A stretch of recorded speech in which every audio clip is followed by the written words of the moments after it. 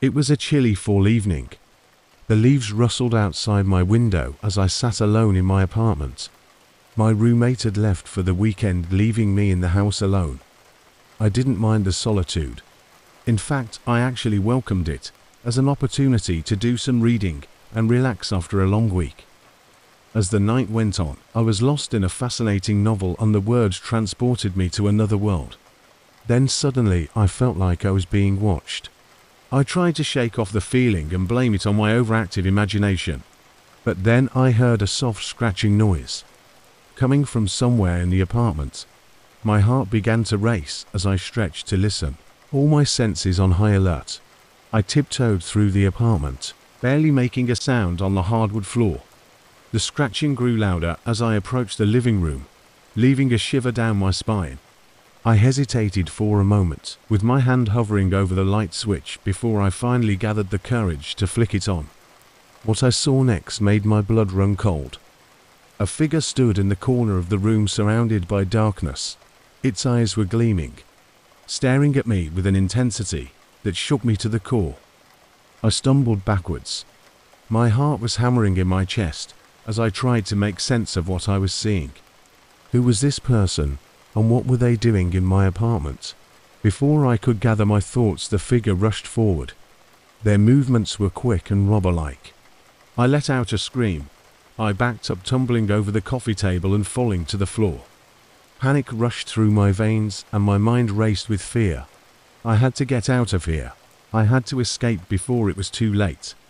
I made my way to the door, but as I reached for the handle I felt a cold hand closing around my wrist and pulling me back. I turned to face my attacker. I stared into the face of pure evil. His eyes drilled into mine with a creepy look. With a rush of adrenaline, I broke free from his grip and stormed out the door without turning around. As I rushed into the cool night air, the horror of what had just happened flashed across my mind. Who was this person, and what did they want from me? I didn't stop running until I reached the safety of a nearby cafe, where I collapsed in a chair, shaking from head to toe. With shaking hands, I reached for my phone, dialed the police and described the shocking events that had just happened. As I sat there, surrounded by the soothing sound of people's voices and the warm light of the cafe, I couldn't shake the feeling that I had narrowly escaped something truly terrible.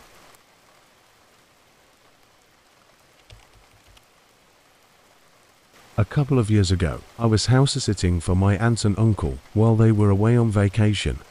They lived in an isolated small house deep in the forest surrounded by tall trees. The house itself was old with creaky floorboards and a rustic charm that felt comforting during the day but creepy at night. My aunt and uncle had warned me about the occasional power outages in the area, so I made sure to stock up on candles and flashlights before they left. The first few nights were uneventful. I spent my evenings cozied up by the fireplace reading books and listening to the crackling of the flames. But one night, as I was getting ready for bed, I heard a strange scratching sound coming from the attic. At first I thought it was just the branches of the trees scratching against the roof. But then the noise grew louder and more insistent, like something or someone was trying to claw their way through the ceiling. With a racing heart I grabbed a flashlight and carefully made my way upstairs to have a look.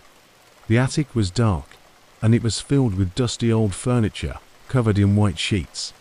As I shone my flashlight into the room, I saw something moving in the corner. My breath was catching in my throat as I watched a pair of glowing eyes staring back at me from the shadows. My mind raced with terrifying possibilities. Was it a wild animal, or something far more sinister? I gathered all my courage and stepped closer, making the floorboards creak under my feet. That's when I saw it. A stray cat. Its fur matted and eyes wide with fear. It must have gotten trapped in the attic somehow, searching for shelter from the cold night. Relief flooded through me as I reached out to comfort the frightened animal. But as I got closer, I noticed something strange about its behavior.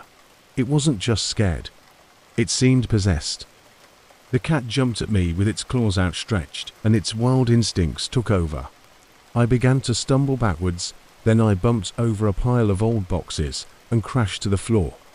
Pain shot through my leg as I felt the cat's sharp claws dig into my flesh. With a surge of adrenaline, I stood up and ran out of the attic, slamming the door shut behind me. But the scratching didn't stop. It only grew louder and angrier, as if whatever had possessed the cat was now trying to break free from its prison. Terrified and alone, I barricaded myself in the bedroom, frantically searching for a way to defend myself against whatever was in the attic. Hours passed in tormented silence, broken only by the occasional scratch from above. Just when I thought I couldn't bear it any longer, the scratching abruptly ceased, leaving behind a scary stillness that was almost worse than the noise. I crawled under the covers. I was too scared to sleep and too scared to move, until the first light of dawn filtered through the curtains, signaling the end of the long and painful night.